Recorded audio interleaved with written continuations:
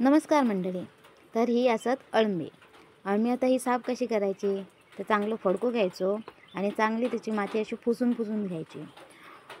ओला काय लावायचं नाही, कारण ही माती पूर्ण पसरतली त्याच्यात. आणि धुवून तर अजिबात घ्यायची नाही, कारण त्याला खूप पाणी सुटतं.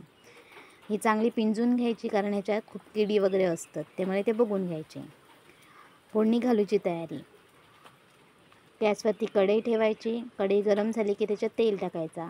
कांदो आणि टोमॅटोची फोडणी द्यायची आणि त्याच्यात आलं लसूण पण घालायची. मग मसालो टाकून ही अळमी टाकायची आणि चांगली परतून घ्यायची. त्याच्यात वरनं मीठ टाकायचा आणि पुन्हा ढवळून घ्यायची.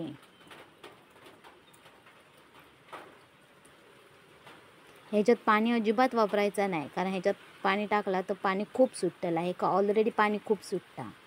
गरम मसाला टाकायचो आणि पुन्हा ढवळून घ्यायची आणि ह्याच्यात कोकम पण टाकायचा. झाकण ठेवून 10 मिनटं शिजून घ्यायची. 10 मिनटं शिजली की झाकण काढायचं आणि ह्याच्यात तुमका हवा तर वाटप पण टाकू शकतास तुम्ही, किंवा कातलेला खोबरासुद्धा टाकू शकतास. तर भाजी तयार असा. तुमका कशी वाटली ती